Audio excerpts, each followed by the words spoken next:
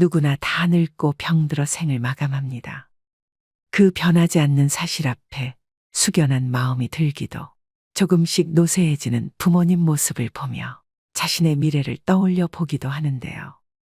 최근 한국의 고령화 문제가 심각한 가운데 이와 동시에 노인성 질환으로 고통받고 있는 고령층, 또 독거노인의 수 역시 증가하고 있습니다.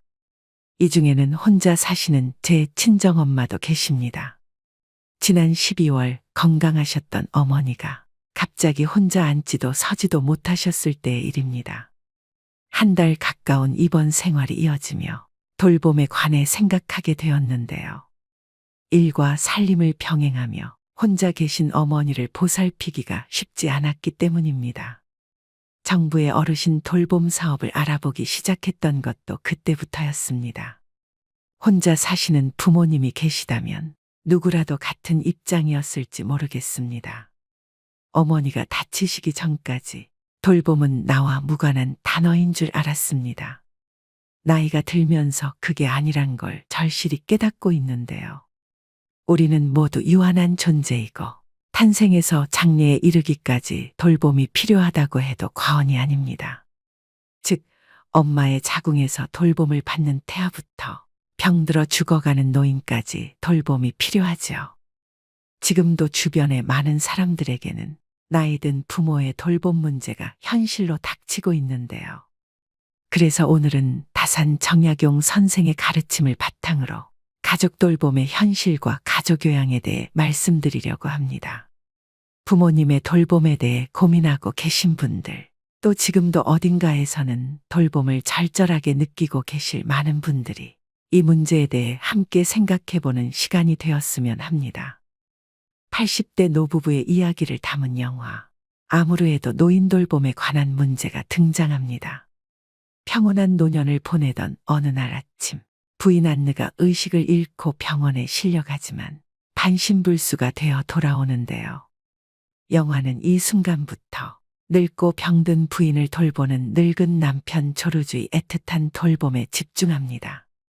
조르주는 병원을 보내지 말아 달라는 부인의 부탁을 거절하지 못합니다. 이후 침대에 누워있는 아내의 수족이 되어 간병을 이어갑니다. 하지만 시간이 지나 배변을 가리지 못하자 극진한 보살핌도 한계를 느끼기 시작하는데요.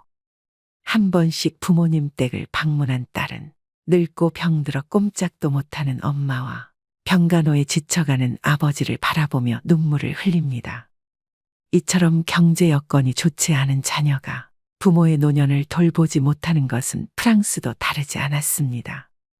내 몸이 상하는 건 괜찮아요. 아픈 사람이 불쌍하잖아요. 내 핏줄인데 힘들어도 끝까지 돌봐야죠.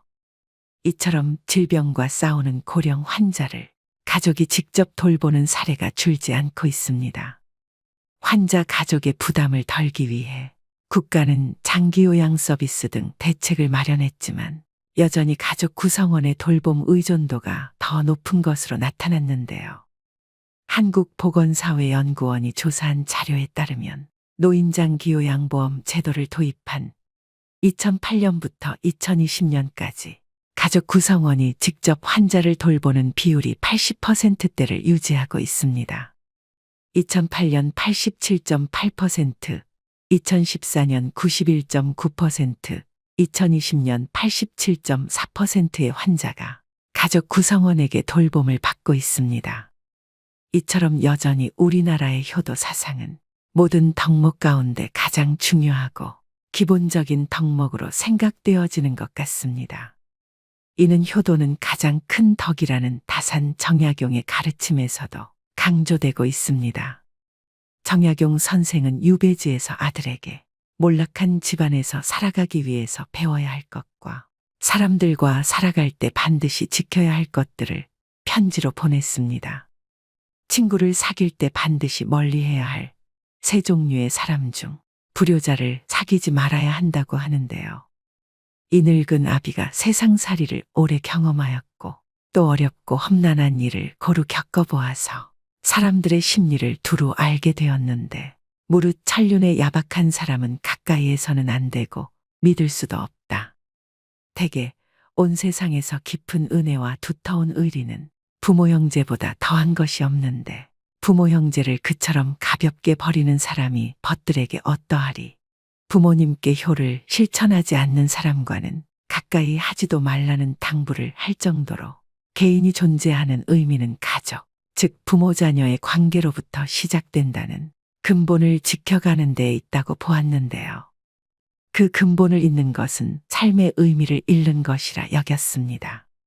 부모에게는 효도를, 부부간에는 화순을, 형제간에는 우애를 지키도록 했으며 자식된 자는 끊임없이 군자의 삶을 살도록 노력할 것을 강조했습니다. 부모님은 한 사람의 삶에서 중요한 인물이고 종종 그들의 양육에 책임이 있다.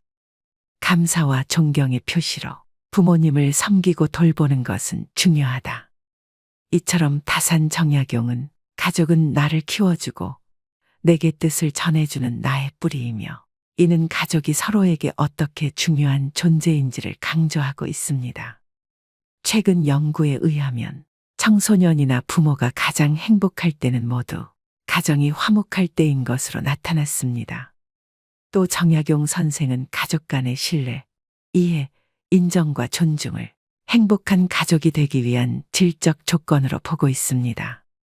이처럼 늙고 아픈 부모와 배우자를 남의 손에 맡기지 못하는 가족들이 가족 돌봄을 선택하고 있는 것은 정약용 선생의 가르침의 이치와 깊은 연관성이 있는 부분인 것 같은데요.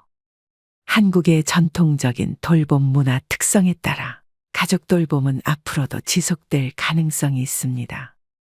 하지만 가족 돌봄 비율이 높은 만큼 그에 따른 문제도 심각한 것이 현실입니다. 경제활동 참여율이 높아지면서 노인 돌봄이 가족 구성원들에게 큰 스트레스 요인으로 자리 잡고 있습니다. 최근 노인이 노인을 간병한다는 의미의 노노간병이 많아지면서 이와 관련한 가슴 아픈 뉴스 또한 종종 접하게 됩니다. 2019년 부산에서 일어난 사건입니다. 무척 사이가 좋았던 79세 동갑내기 부부였는데 할아버지가 정년 퇴직할 무렵 할머니가 심장 판막증을 앓게 되고 판막 이식 수술 후 할머니의 건강은 급속하게 나빠졌습니다. 그러던 중 아내는 담도암 판정을 받았고 할머니의 고통은 점점 더 깊어갔습니다. 그렇게 20년을 아내의 곁에서 정성을 다해 간호를 했지만 간호가 너무도 힘들고 아내의 고통을 지켜보는 것이 너무도 힘겨웠던 할아버지는 결국 극단적인 선택을 결심하였는데 다행히 아들에게 발견되어 목숨은 건질 수 있으셨다고 합니다. 정말 일어나서는 안 되는 일이 일어나고 있습니다. 하지만 시설로 보내자니 사랑하는 가족을 끝까지 돌봐주지 못했다는 죄책감과 불안감, 그로 인한 우울증에 시달리게 되는 경우도 있는데요. 부양할 세대보다 노인 세대가 많아지는 현실 앞에서 노인 돌봄은 더 이상 개인의 문제가 아닙니다. 병든 부모님을 돌본다는 것은 경제적, 물리적 시간과 더불어 정서적 돌봄까지 포함되기에 더 어려울 수 있습니다. 가족 구성원 역시 정성을 다할 수 있는 돌봄 환경 속에서 마지막 순간까지 존중받을 수 있었으면 좋겠다는 생각을 했습니다. 아무 준비 없이 뛰어든 간병인의 삶, 가장 가까이에서 사랑하는 가족이 쇠약해지는 모습을 지켜봐야 하는 가족 돌봄 체계가 무너지기 이전에 국가적인 지원과 이해, 배려가 필요한데요. 그것이 바로 가족 요양 제도입니다. 이 부모 돌봄은 주로 여성 혹은 불안정한 일자리에 있는 자녀가 맡게 되는 경우가 많았습니다. 그래서 더더욱 가족 요양 제도를 꼭 활용하셔서 돌봄 부담을 줄이셔야 되는데요. 그렇다면 가족 요양 제도란 무엇일까요? 정부는 지난 2008년부터 노인 장기요양보험 제도를 도입해 65세 이상 또는 노인성 질환을 가진 65세 미만 중 생활에 어려움을 겪는 사람에게 도움을 주는 정책을 시행 중입니다. 노인 장기요양보험 규정에 따라 돌봄이 필요한 경우 등급을 받을 수 있고 해당 등급에 따른 혜택을 누릴 수 있는데요. 우리가 흔히 알고 있는 방문요양제도는 요양보호사를 집으로 불러 활용하게 되는데 어떤 어르신은 도움은 받고 싶지만 집에 외부 사람이 오는 것이 싫다고 하는 경우도 있습니다. 이런 경우 가족 중에서 요양보호사 자격증을 취득해 직접 도움을 줄 수 있는데 이것을 가족 요양이라고 하며 가족 요양을 수행하는 사람을 가족 요양보호사라고 합니다. 가족 요양보호사는 노인 장기요양보험에서 책정한 요양보호사 급여를 받을 수 있게 되는데요. 즉, 내 가족을 돌보고 매월 급여도 받을 수 있는 제도입니다. 쉽게 말하면 원래 내가 당연히 돌봐야 할 가족을 정부의 지원금을 받으며 간병하는 개념으로 가족 간병의 경우라면 이용하지 않을 이유가 없는 제도이기 때문에 급여를 받으면서 가족을 돌보시기를 권해드립니다. 그럼 가족 요양급여를 받기 위해서는 어떤 조건을 만족해야 될까요? 먼저 도움을 받는 가족이 등급 판정을 받아야 합니다. 장기요양 등급 대상자는 65세 이상 일상생활이 어려운 어르신 또는 65세 미만의 노인성 질환을 앓고 있는 분입니다. 또 대상자의 직계 가족 중 요양보호사 자격증을 갖춘 사람이 아픈 가족을 직접 돌봐야 합니다. 마지막 조건은 요양보호사가 다른 직장을 다닐 경우엔 한 달에 160시간 미만으로 근무해야 됩니다. 가족요양보호 근무 시간은 크게 두 가지 형태로 나뉘는데요. 첫 번째는 하루에 60분씩 총 20일 근무하는 형태이며 두 번째는 하루에 90분씩 총 31일 근무하는 형태입니다. 비용은 일반적으로 정부 지원금 85%에 본인 부담금 15%이지만 차상위 계층의 경우 본인 부담금이 6%에서 9%, 기초생활수급자는 100% 정부 지원금이 나오게 됩니다. 가족요양급여를 받기 위해서는 먼저 방문요양센터에 등록하여 가족요양보호사로 활동해야 되는데요.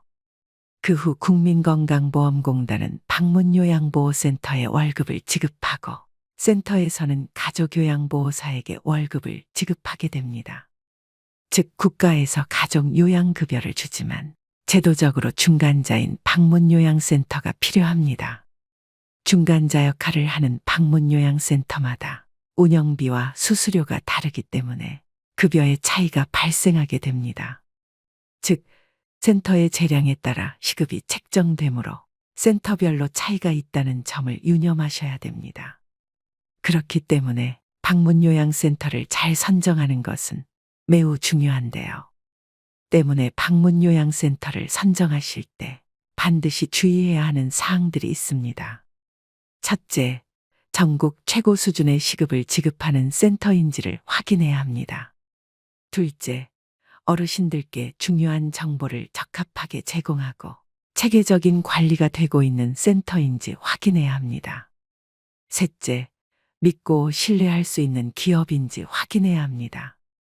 지금부터 집중해 주시길 바랍니다. 이 모든 조건들을 가지고 있고 현재 전국에서 가족요양 최고급여를 지급하고 있는 케어링이라는 센터를 소개해 드리겠습니다. 케어링은 가족요양과 방문요양, 주간보호 등을 제공하는 대한민국 1등 요양서비스 기업으로 현재 1만 명 이상의 보호자와 어르신이 선택한 업체입니다. 현재 장민호와 정동원이 모델로 있는 대형 브랜드이고 2년 연속 소비자 만족지수 1위인 방문요양센터인데요.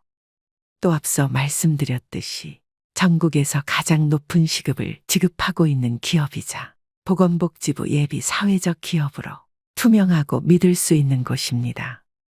제일 궁금해하실 케어링의 가족요양급여는 하루 90분 기준 월 최대 116만 원, 60분 기준 월 최대 65만 원을 지급해드리고 있습니다. 현재 케어링에는 1만 명에 이르는 가족요양보호사가 활동하고 있는데요. 제 주변 지인들 중 가족요양을 하고 있는 지인들도 최근 케어링으로 방문요양센터를 대부분 옮겼을 만큼 신뢰할 수 있는 센터라고 자신있게 말씀드릴 수 있습니다. 대부분의 어르신들이 이런 국가적인 제도를 신청하려고 할 때 제일 많이 겪는 어려움은 신청 방법의 복잡함인데요. 노인장기 보험제도를 확인하려고 여러 복지기관 홈페이지에 들어가서 직접 확인해 보려 하면 어떻게 신청해야 하는지 막막하기만 하고 어렵게 느끼십니다. 또 요양보호사 자격증 취득을 위해 국비 지원은 어떻게 받는 것인지 어려움을 느끼실 수 있지만 번거롭고 힘들게 알아보시지 마시고 이 모든 과정을 케어링을 통해 한 번에 해결하실 수 있습니다. 요양 서비스에 관련해서라면 케어링이 성심성의를 다해 항상 친절하게 응대해 드립니다. 그렇다면 어떻게 이렇게 좋은 급여와 복지가 가능한지 궁금하신 분들도 계실 겁니다. 가족요양급여를 받으며 돌봄을 하시다가 그만두셔야 되는 상황이 올 수도 있습니다.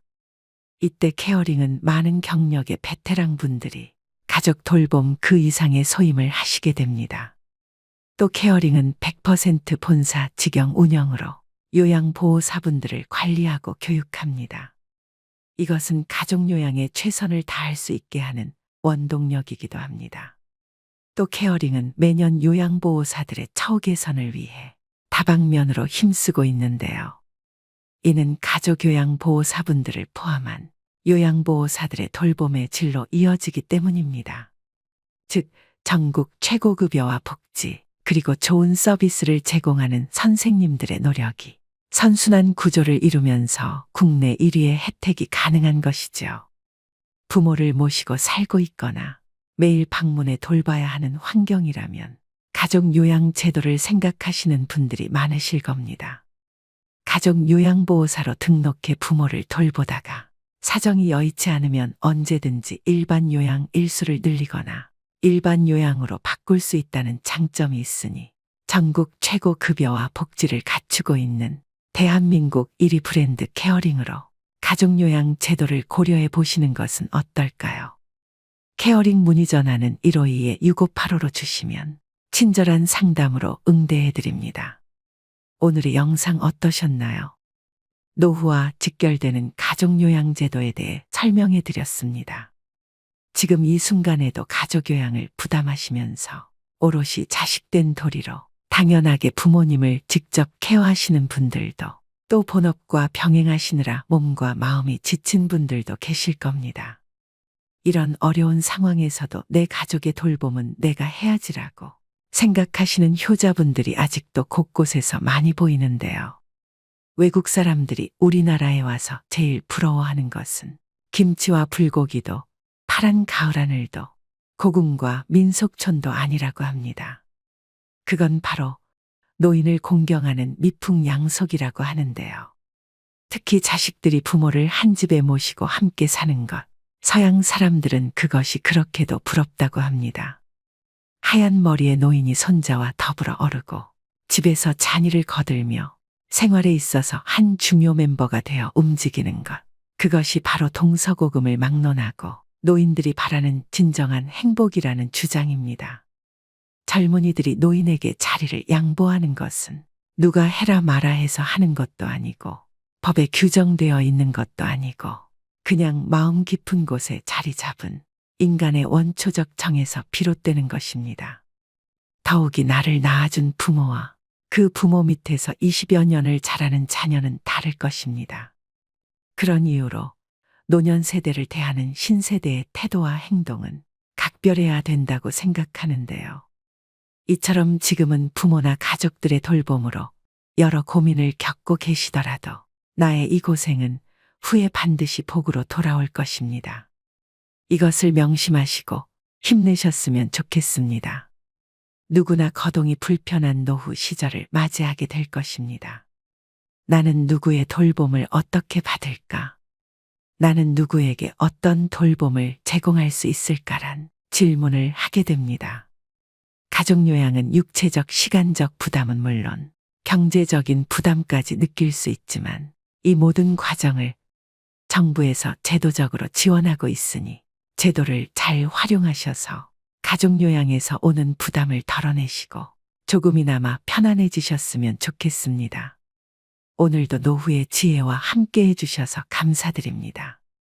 황금빛으로 무르익어가는 여러분의 지혜로운 인생을 언제나 응원합니다.